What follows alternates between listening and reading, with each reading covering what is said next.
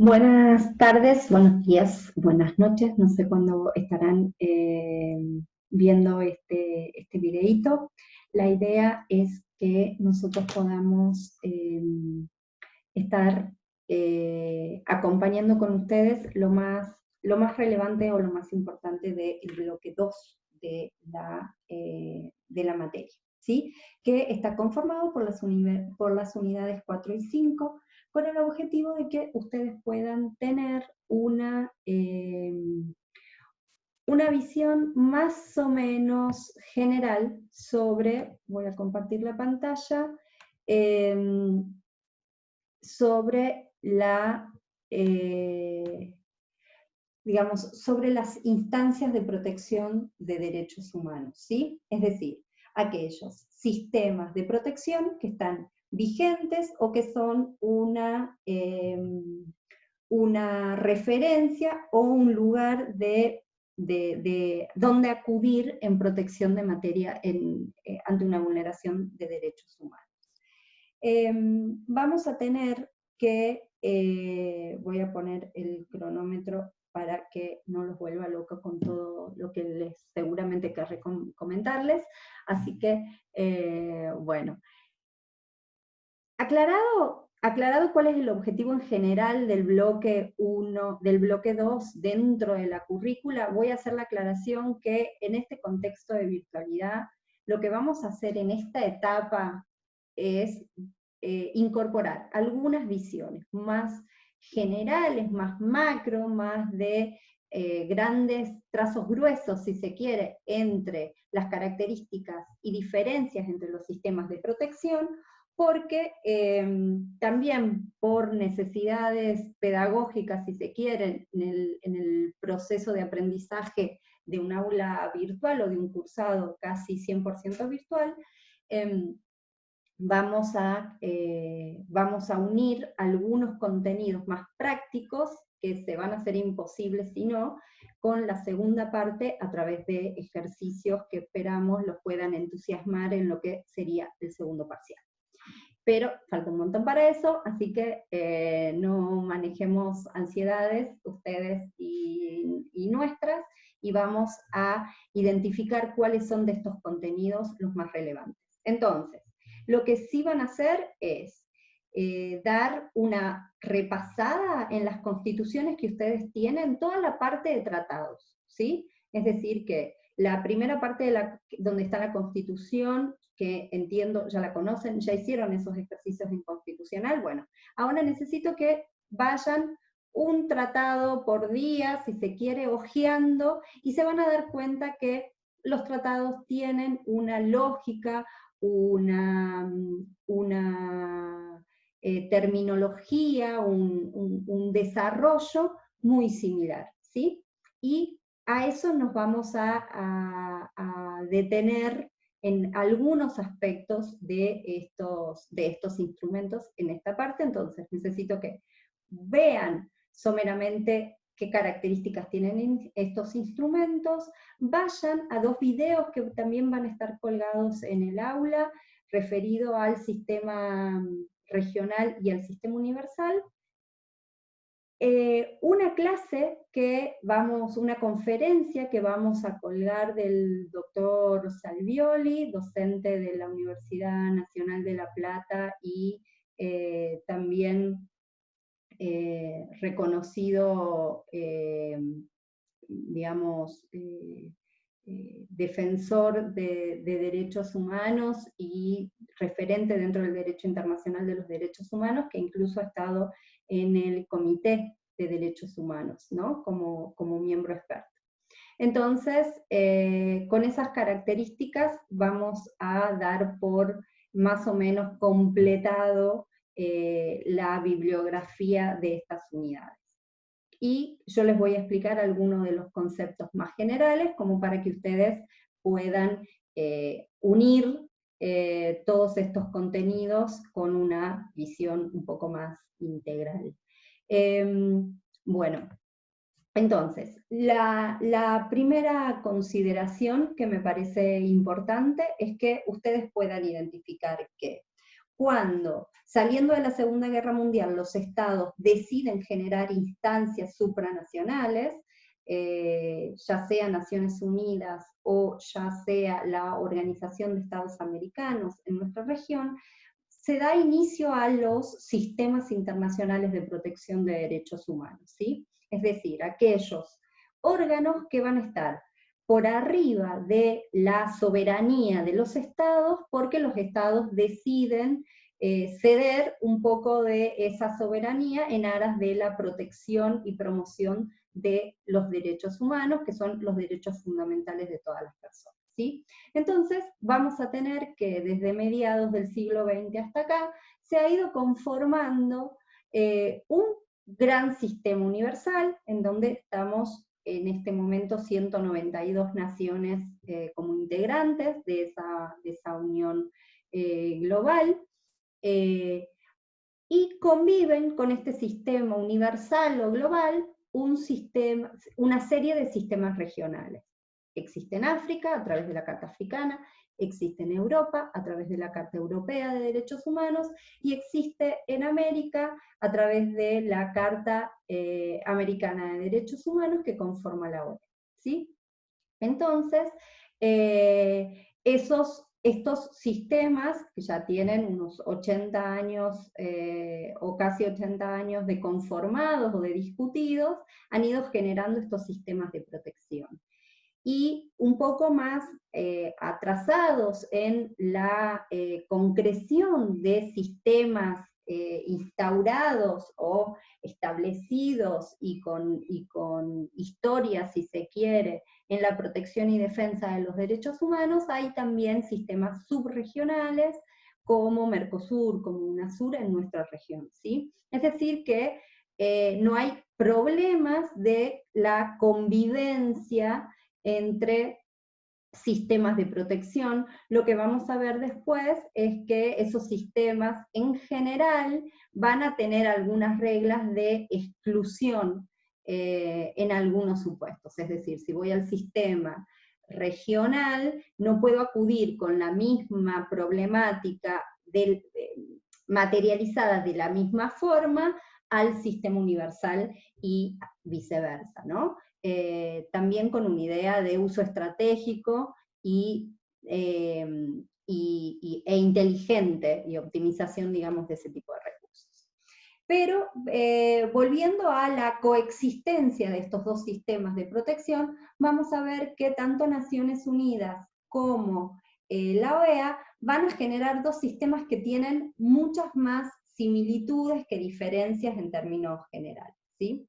Vamos a ver que tanto Naciones Unidas como la OEA se van a plantear a sus sistemas de protección de derechos humanos como complementarios o supletorios. ¿Qué quiere decir esto? Que los primeros convocados, llamados y responsables de promover y proteger los derechos humanos y restablecer las consecuencias de una momentánea vulneración de derechos humanos van a ser los propios estados, ¿sí? Y solo si estos estados demuestran que no han podido cumplir con este objetivo, la persona puede acudir al sistema internacional de protección, ya sea regional o global, ¿sí? Entonces, es decir que no vamos a poder ir a denunciar la existencia de una vulneración de derechos humanos a los órganos internacionales de protección sin haber cumplido con ciertas pautas que les hayan permitido o que hayan demostrado que el Estado ha sido convocado a resolver esa situación y no lo ha hecho o no ha podido hacer, ¿sí?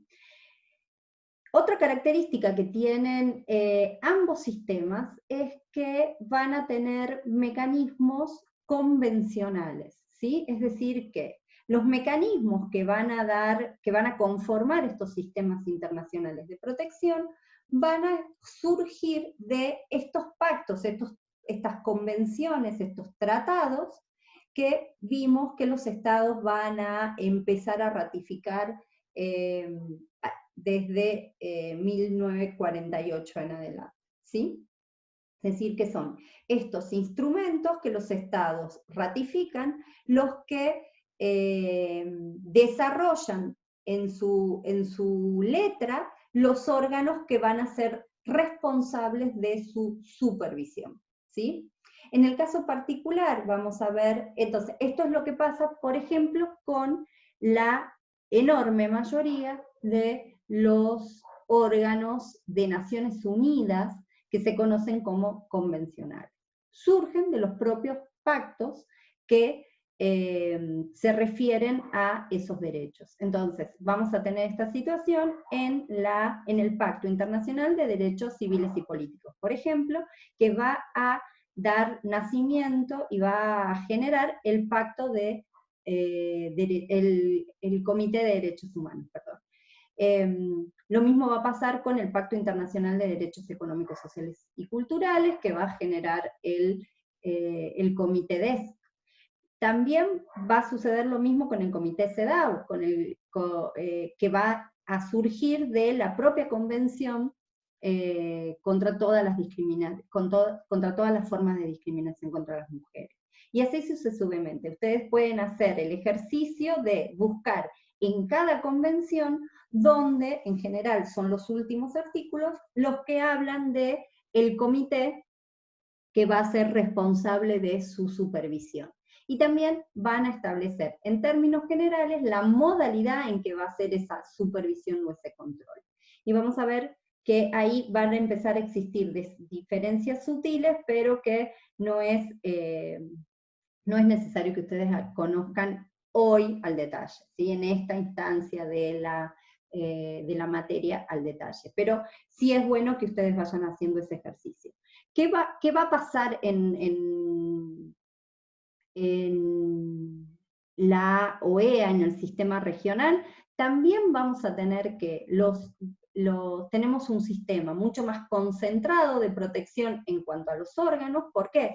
Porque el principal tratado de derechos humanos regional es la Convención Americana de Derechos Humanos, que se va a apoyar en un órgano de la OEA, es decir, la Comisión Interamericana de Derechos Humanos, que es un órgano central conformado y creado por la Carta, es decir, que si se quiere, en relación con la Convención Americana, la Comisión Interamericana es un órgano extraconvencional, la Convención Americana sí va a generar al tribunal supervisor del sistema de protección de América, que va a ser la Corte Interamericana de Derechos Humanos, ¿sí? Entonces, vamos a ver que ambos sistemas están conformados por protecciones que se pueden describir como convencionales, ¿sí? Es decir, están dentro de los propios tratados que los estados ratifican y aprueban y convierten en ley interna, si se quiere, ¿sí? Y por otro lado, tanto Naciones Unidas y en muy menor medida la OEA, casi yo no lo pondría, salvo por este detalle que yo decía de que en términos rigurosos la Convención Americana, la Comisión Interamericana es extraconvencional, si vemos, porque no está generada o creada por el propio Tratado de Derechos Humanos. Vamos a ver que hay mecanismos de protección extraconvencionales, es decir, que surgen en otros instrumentos de los ámbitos internacionales que se trata, es decir, de Naciones Unidas, de la Asamblea General, por ejemplo, o de la Asamblea General de la OEA, más no de los tratados internacionales de derechos humanos, ¿sí? Vamos a ver que existen dos pivot muy centrales dentro de estos sistemas de protección, que es en materia de derechos humanos, por supuesto, que es en Naciones Unidas, la Oficina del Alto Comisionado de Naciones Unidas para los Derechos Humanos, y en el sistema regional la Comisión Interamericana de Derechos Humanos, que tienen a su vez una tarea de promoción y de articulación entre sistemas de protección estratégicas, si se quiere. Alguien le tiene que dar coherencia a la visión general que se puede tener en materia de derechos humanos en este tipo de sistemas, y vamos a ver que también van a existir estos otros mecanismos extraconvencionales en Naciones Unidas particularmente, en relación con el Consejo de Derechos Humanos, ¿sí?, que tiene el examen periódico universal, por sus siglas conocido como EPU, ¿sí?, y la existencia de relatores, expertos o grupos de trabajo en relación con temáticas de derechos humanos. Estos son sistemas que son extraconvencionales, pero que también trabajan dentro del ámbito de derechos humanos en Naciones Unidas con una relevancia, yo diría, creciente. Entonces es bueno que ustedes lo tengan en el mapa en general.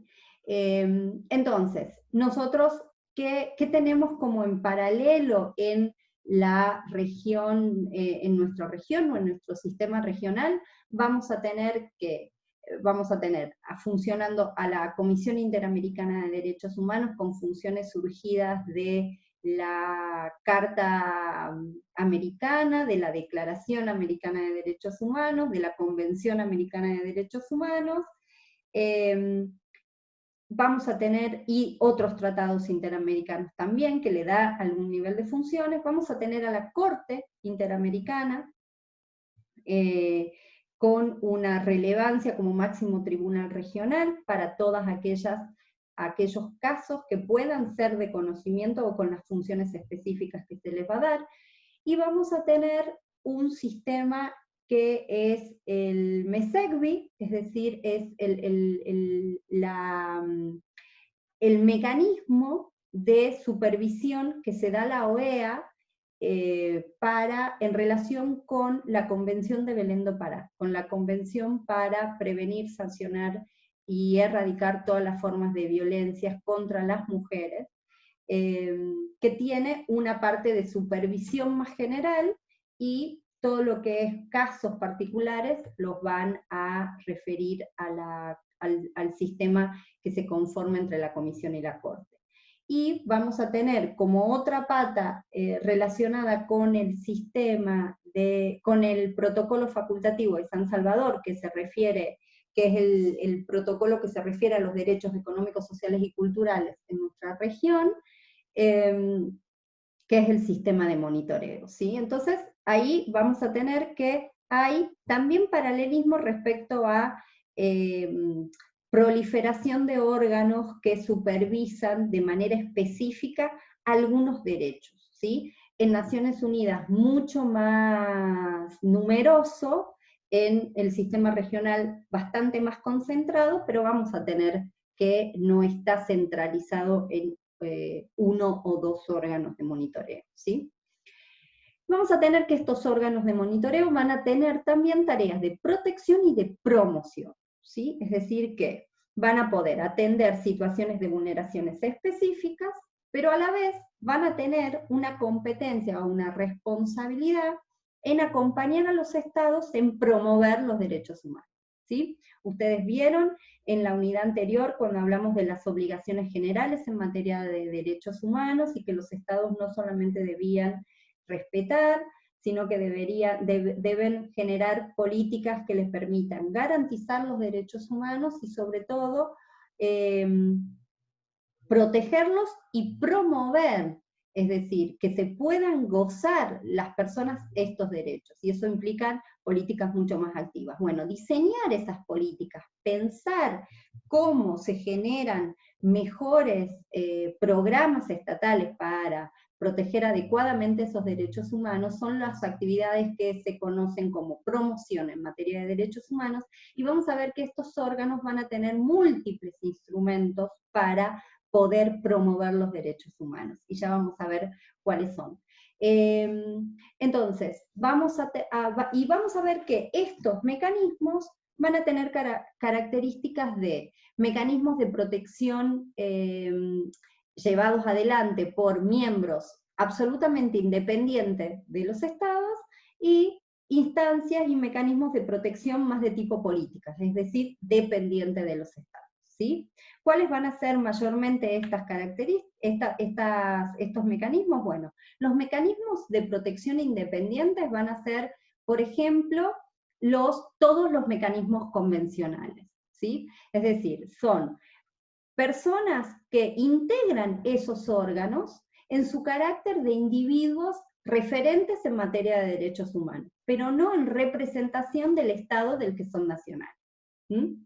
No va, entonces, no es que el miembro de la Comisión Interamericana, o en este caso, ustedes tuvieron la charla con el doctor Zaffaroni, que actualmente es miembro de la Corte Interamericana de Derechos Humanos.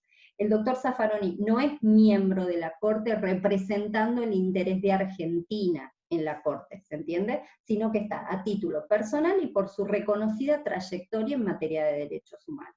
A eso se le llama mecanismos de protección independiente, y ustedes van a ver que la conformación es diversa. 7 miembros, en general, en los mecanismos de protección de los regionales, digamos, de la OEA, pero 11, 18 miembros, diversas cantidades de miembros en los comités, por ejemplo, de Naciones Unidas, ¿sí? Van a ver que también en los tratados la definición de cuántos integrantes, cómo se eligen y este tipo de cosas también están en los tratados internacionales, que les dan nacimiento a estos órganos de protección, ¿sí? Entonces, esas vamos a ver que son las grandes líneas y uniones que tienen y como, digamos, características concordantes que tienen ambos sistemas, ¿sí? En relación con los mecanismos de protección, ambos sistemas vamos a ver que tienen instancias o mecanismos de protección individual y instancias de promoción de estándares o referidos a situaciones más de tipo general, ¿sí? ¿Qué quiero decir con esto? Para aquellos casos en donde las víctimas son determinadas, puede que sean víctimas individualizadas o individualizables, ¿sí? Existen los sistemas de peticiones, como le llama la Comisión Interamericana, y posteriormente cuando llegan a la Corte, cuando se llaman casos, los casos que terminan en informes incluso de los sistemas de peticiones individuales dentro de los tratados internacionales de Naciones Unidas, ya sean los casos, los sistemas de peticiones individuales del Comité de Derechos Humanos, o del Comité CEDAW, o del Comité de Derechos del Niño, y vamos a ver que estas peticiones individuales, que como dije, que el nombre de individuales no los confunda, no es que quiere decir una persona, sino que son personas individualizables, también pueden tener medidas de protección urgente, o lo que nosotros en la tradición jurídica podríamos describir como medidas cautelares, ¿sí? Es decir, aquellas situaciones de asistencia o atención urgente para casos específicos que no se puede esperar a intervenir, ¿no? Este sistema va a requerir, en términos generales, ya sean los sistemas regionales, ya sean los sistemas universales, en general, todos van a exigir que se agoten los recursos internos. Esta idea de complementariedad y suplementariedad que yo les hablé al inicio, ¿no? Es decir, que el Estado tenga oportunidad de poder restablecer la vulneración que implica la comisión de un delito, o que implica la no asistencia a través de un amparo, ¿se entiende? Es decir, el Estado tiene que haber sido convocado a resolver esa situación, y no tiene que haberlo hecho para que quede habilitada en el sistema de protección individual la posibilidad de asistencia o de acudir al sistema internacional de protección, ¿sí? Vamos a ver que, por supuesto, el agotamiento de los recursos internos tiene excepciones, ¿sí? Que van a estar dadas sobre todo cuando no se han podido agotar los recursos internos, ¿sí? Porque el recurso interno no existía, porque la situación general del país no hacía previsible o posible que ese recurso de intentarse tuviera éxito, o porque el sistema, o porque el Estado ha demorado un tiempo más allá del plazo razonable para dar esa respuesta, ¿sí? Entonces, si yo puedo lograr, en relación con el plazo razonable, demostrar que no, en relación con la complejidad del caso que el caso implica, no se ha tenido en un tiempo prudencial una respuesta, a pesar de que yo he activado y he tenido una buena fe procesal, si se quiere, he colaborado con la justicia. Y a pesar de eso, el Estado, es decir, los funcionarios judiciales en este caso, han sido omisivos a cumplir con su tarea. Y eso, ese retardo en términos generales, ha impactado de manera particular en relación con las características de las víctimas. Pensemos que no es lo mismo un litigio de 7 u 8 años para una persona de 40 que un litigio de 7 u 8 años para un jubilado que a los 75 años está exigiendo la reparación o el reajuste de una jubilación, ¿no? Entonces, ese tipo de criterios, solamente para que ustedes lo tengan en cuenta, son algunas de las consideraciones que se analizan al momento de determinar si estoy o no dentro de una de las excepciones a la regla del agotamiento de recursos internos en relación con el plazo razonable. Y ¿qué se logra con este tipo de casos o de peticiones individuales? Bueno, lo que se logra es la declaración de responsabilidad internacional, no de la persona, sino del Estado. Recordemos que este es un sistema internacional de derechos humanos en donde los sujetos implicados son los Estados. Es decir, que la responsabilidad que se determina a través de un sistema, de una denuncia internacional en los órganos de protección, es la responsabilidad o no del Estado en la vulneración de derechos humanos, ¿sí? ¿Y qué se logra una vez reconocida esa responsabilidad internacional? Bueno, reparación para las víctimas, ¿sí? En términos generales, y sobre todo, y esto es algo en donde ha sido mucho más de vanguardia el sistema interamericano que el sistema universal de protección en las medidas y las garantías de no repetición. Ustedes seguramente van a ver y van a hablar sobre el caso Bulacio en las unidades del bloque que viene, y van a ver que ahí la Corte Interamericana, al analizar el caso, analiza y establece medidas de no repetición. Es decir, que no tengan que llegar millones de casos de ese tipo de problemáticas, sino que con el conocimiento de ese caso y el cumplimiento por parte del Estado del que se trate de una garantía de no repetición, esa situación quede superada, ¿sí? En paralelo a este sistema de protección individual, que en términos generales responde a estas características, vamos a tener los sistemas de promoción de estándares, ¿sí? Que se van a dar a través de informes, observaciones generales, opiniones consultivas, depende del órgano que se trate, pero que en términos generales, y nosotros también los vamos a ver a lo largo de la materia, ustedes van a ver en la bibliografía que hay opiniones consultivas, que hay observaciones generales del Comité de ESC, o observaciones generales del Comité de Derechos Humanos, o informes finales para Argentina del Comité de Derechos del Niño. Bueno, ese tipo de documentos también son documentos que se refieren a la protección de los derechos humanos a través de la promoción de estándares, es decir, a través de la identificación de buenas prácticas, de buenas políticas en relación en materia de derechos humanos, ya sea para evitarlas, porque se las identifican como vulneratorias, o ya sea para promover la protección o la promoción de derechos humanos porque se identifican como buenas prácticas, ¿sí? Entonces, estas situaciones van a poder atender a situaciones generales de vulneración de derechos humanos relacionados con un país en particular, con una región incluso.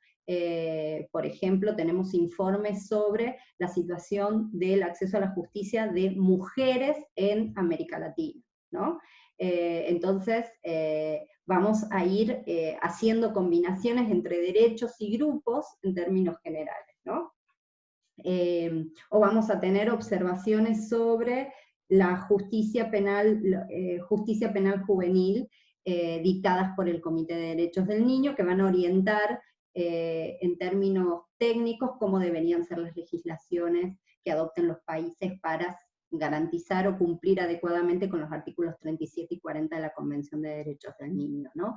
Bueno, ese tipo de cuestiones son las que desarrollan los órganos de protección para promover estándares, para atender situaciones generales. Ya no es el caso de Juan o María, son de los niños en situación o en conflicto con la ley penal. ¿Se entiende? ¿Sí? Entonces, ¿dónde se plantean este tipo de cuestiones o cómo se identifican estas agencias, esta agenda? Bueno, va a estar dada por mucha militancia de las organizaciones que trabajan en materia de derechos humanos, o los propios estados son los que les van a pedir a estos órganos que los orienten en cómo resolver tal o cual temática, ¿no? Entonces vamos a ver que, por ejemplo, las opiniones consultivas que las piden los estados surgen sobre todo en cuanto en atención a problemáticas que los estados necesitan responder, y para eso necesitan que la Corte los oriente de cuáles son los estándares aplicables, ¿no? También a través de visitas in loco, a través de la generación de informes generales o particulares de la Comisión Interamericana, o, como les dije, de los comités de Naciones Unidas, ¿sí? O incluso audiencias generales en el marco de los periodos de audiencia de la Comisión Interamericana, en donde se analizan este tipo de cuestiones.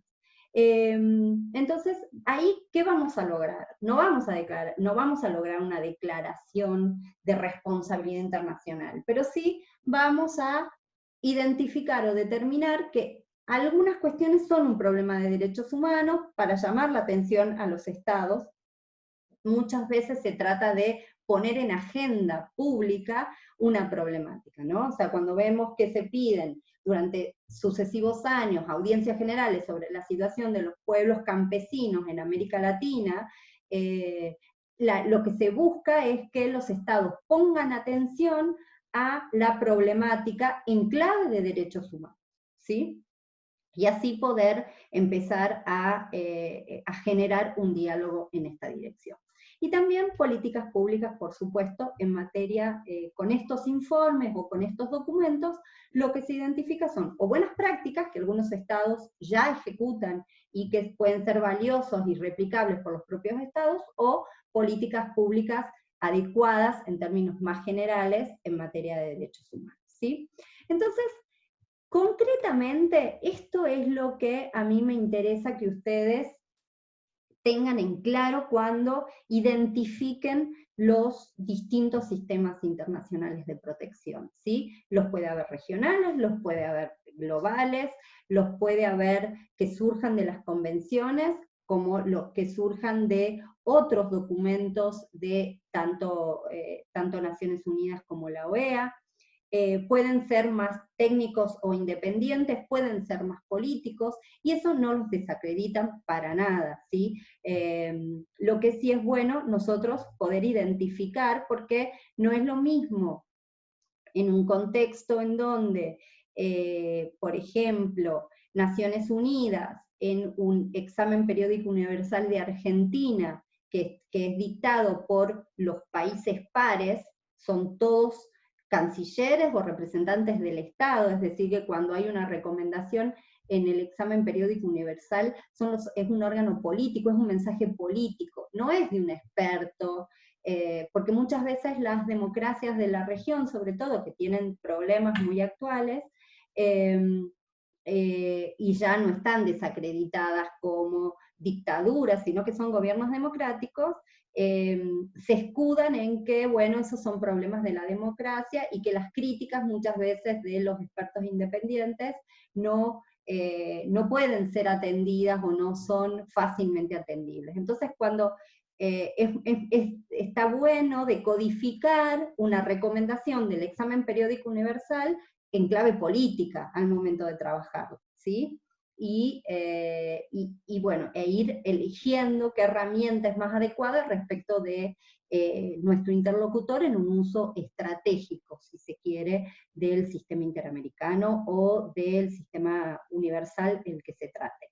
Porque lo importante, sobre todo, es poder ver que ese impacto en el sistema de protección es valioso, es relevante, es pertinente para lo que está sucediendo en nuestras sociedades, ¿no? Entonces acá les dejo, en esta filmina van a ver unos links en donde justamente damos cuenta de eso, ¿sí? De que en su momento, y lo que ha marcado una relación casi simbiótica del derecho, de la Argentina con el sistema interamericano de derechos humanos, es que ha sido clave en la recuperación de la democracia la visita que en 1978 realiza la Comisión Interamericana. Y hay un videíto de 3 minutos 50, así que véanlo, es muy interesante. Y lo mismo con años después, desgraciadamente, para México con la relación, con lo sucedido en Ayotzinapa, en México, con los 43 estudiantes, y cómo Naciones Unidas y una serie de visitas logró poner en agenda algo que México estaba muy decidido a ocultar, ¿no? Entonces, esta idea de cómo los órganos sirven, estos órganos de protección, sirven para poner atención o generar una reacción por parte de los estados que no permita que se agraven algunas cuestiones que pueden ser una voz de alerta o una luz de alerta respecto de ciertas problemáticas de derechos humanos. Y entonces, con esto, me gustaría, a ver, voy a intentar ponerlo un poquitito más grande, que ustedes vean, por ejemplo, con Tucumán, algo que sucedió justamente ayer, como la Comisión Interamericana hace un tuit en donde manifiesta que ha recibido información sobre lo sucedido con las dos niñitas la semana pasada,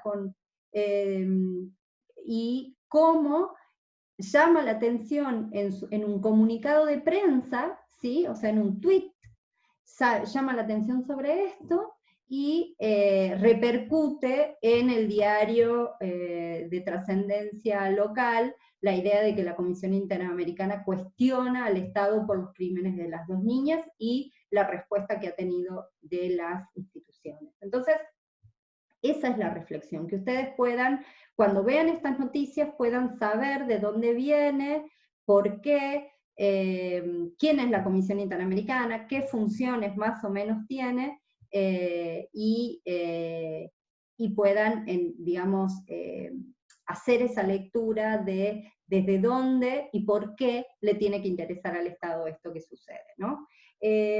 Bueno, esto es por ahora todo. Espero que no haya sido muy rápido, pero por ahora de estas unidades es esto lo que vamos a intentar que ustedes manejen, porque está pensado que ustedes se vayan apropiando de a poco de cada una de estas cuestiones. Pero bueno, acá tienen la foto un poco más general que les va a permitir ubicarse en este, si se quiere, abanico bastante amplio y bastante caótico que tenemos hoy en la Argentina como posibles